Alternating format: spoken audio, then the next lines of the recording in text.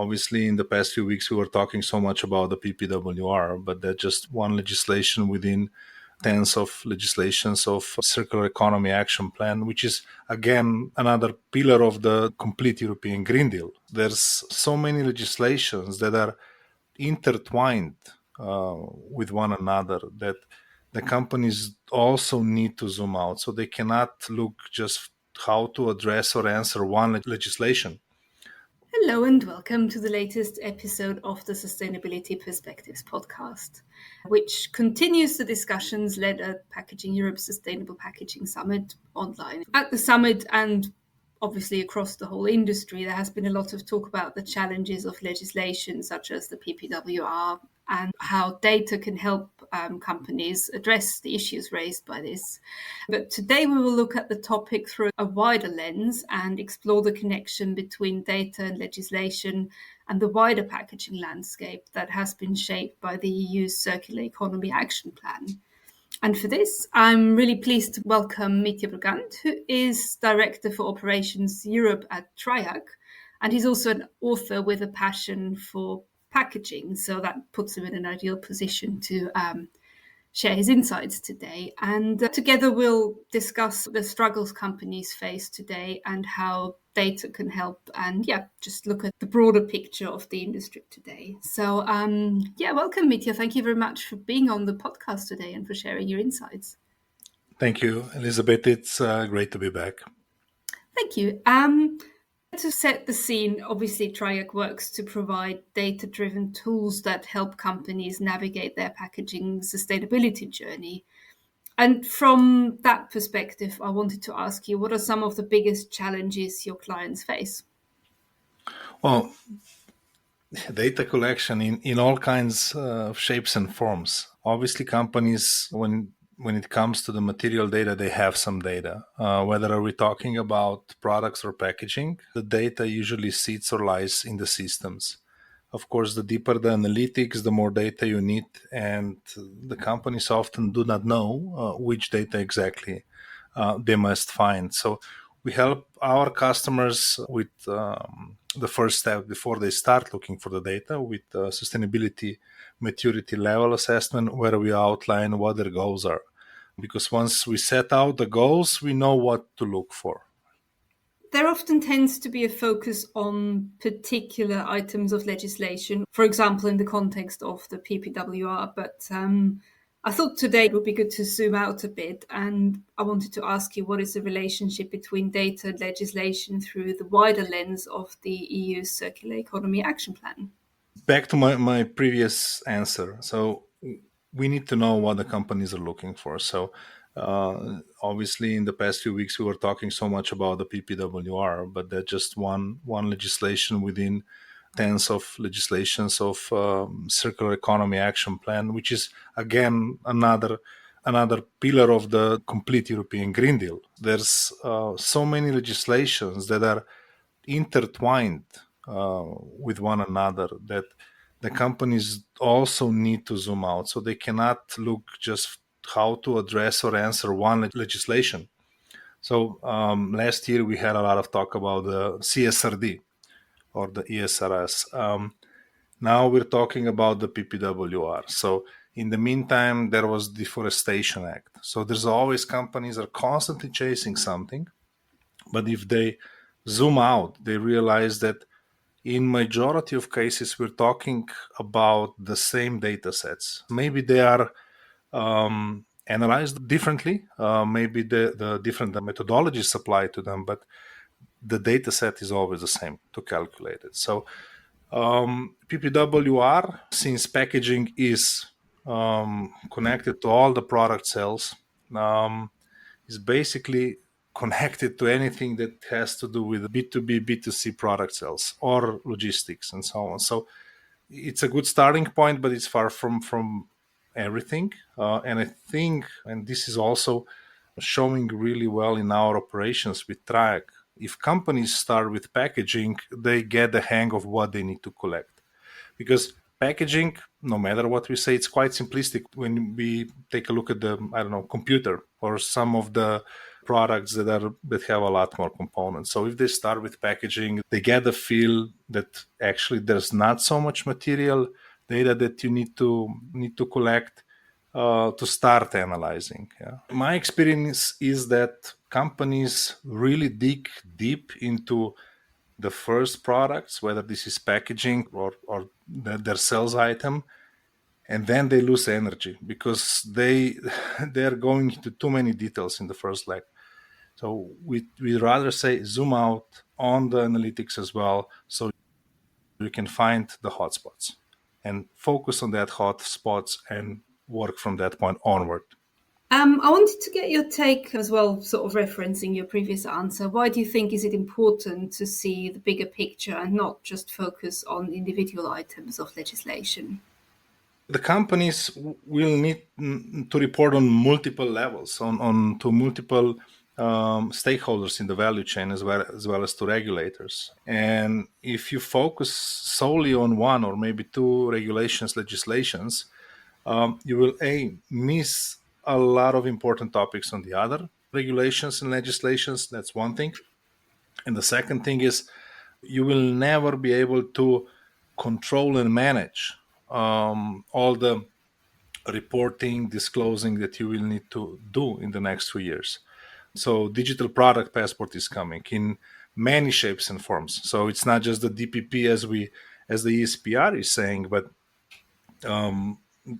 most probably we will have some sort of data passport for every product in the next decade.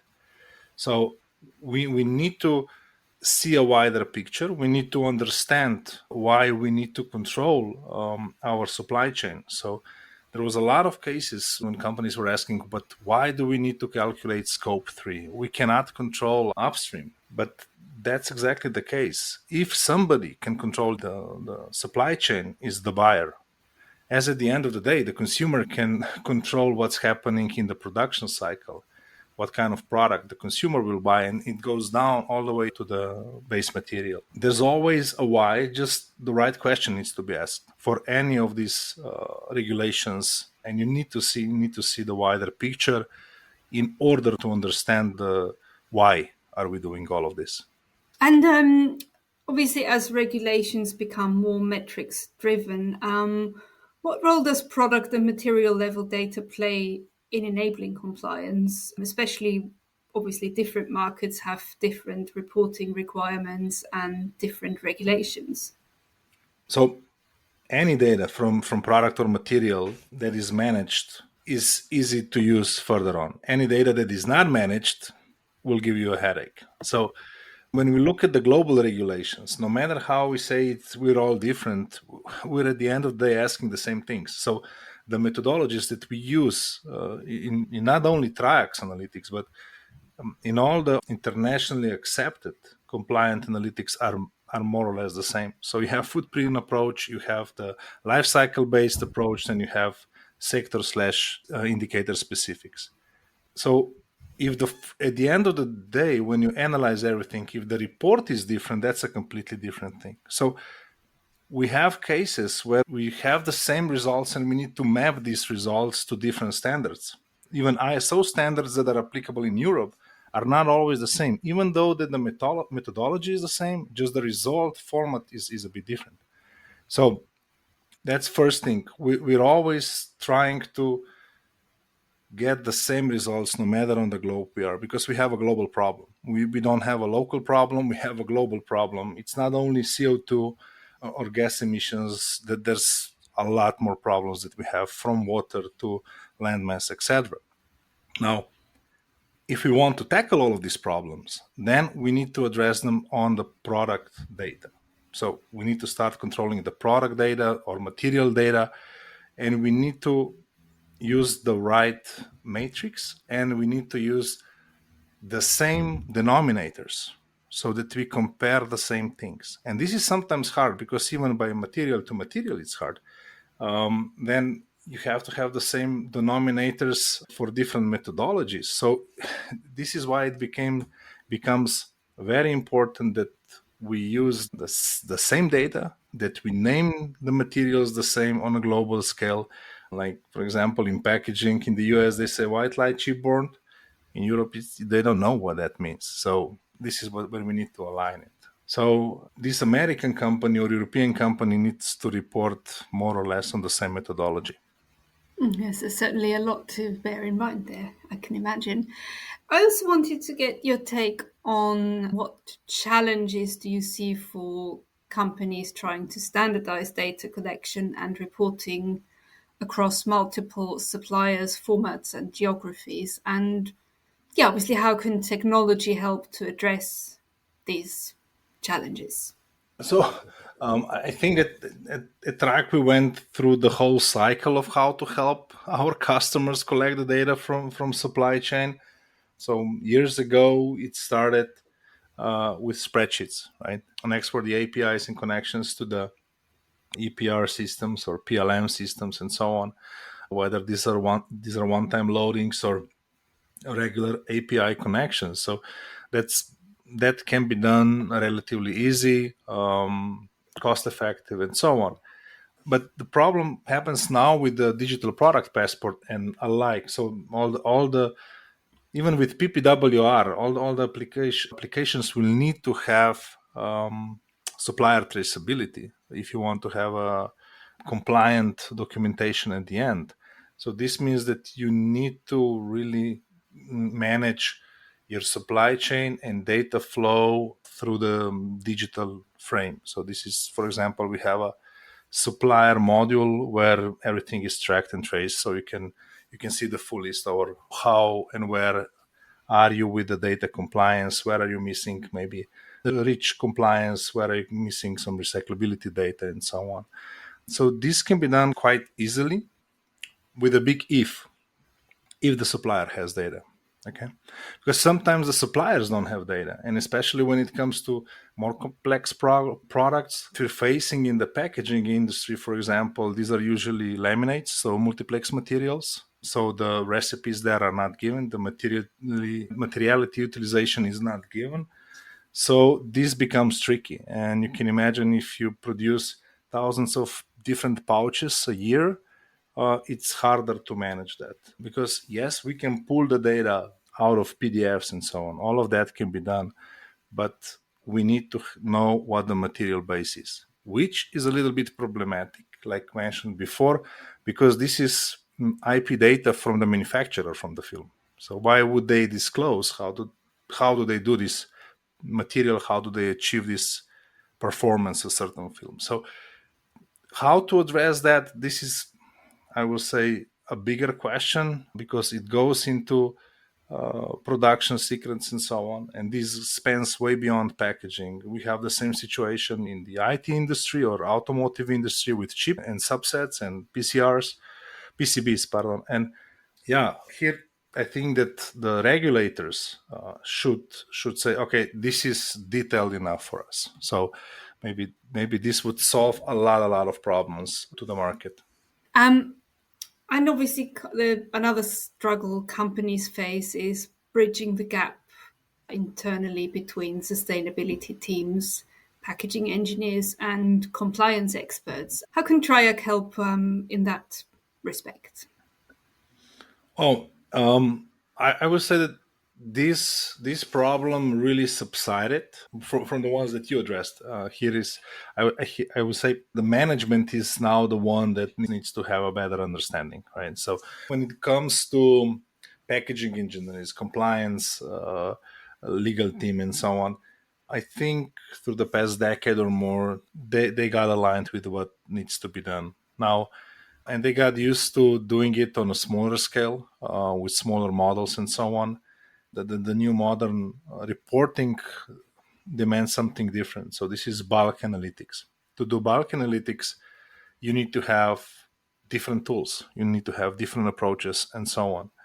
This often does come with additional price tag, whether is it capex or opex. And when the teams go to their management that look, these are the tools, these are the models that we should have, and so on, because there is no direct correlation to financial positive financial effects or negative financial effects to the company. The decisions are being delayed because nobody's sure whether we're going to do that or not. So I think that this spans more towards the management of the company. And on the other side, if we look at the, let's say, production floor, the shop floor, people really need to be explained why do they need to record certain things. Why do they need to write certain numbers now somewhere, or why do they need to use QR codes, etc. And this is more or less through the communication. And I know that the sustainability teams in the companies are really working hard to explain that across their company. Maybe there should be a little bit more support from European Union or from the local countries, government, and so on, to explain that there is not only ESRS, there's a lot more that's coming, and that this needs to be managed. So maybe that would help as well.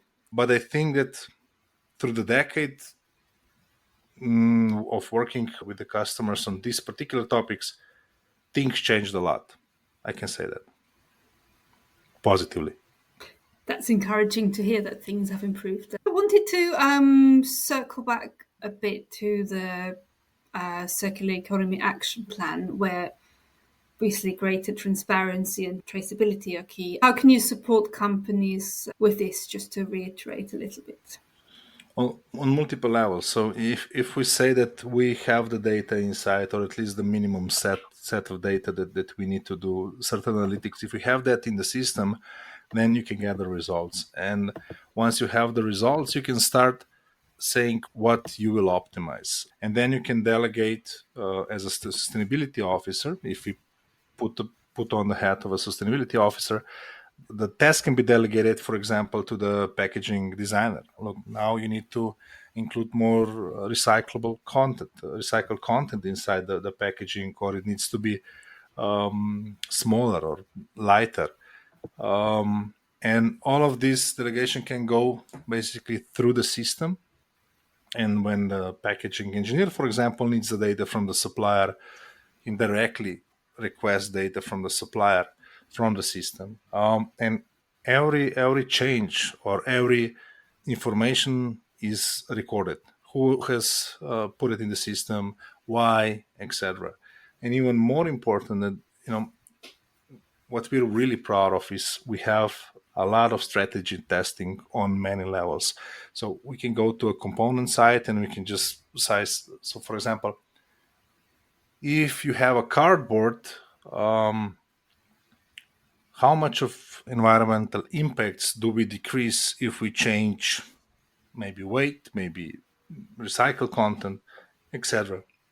And without any major analytics, you can get a result basically in 2 minutes. So this is how we set up the system. Customers love it.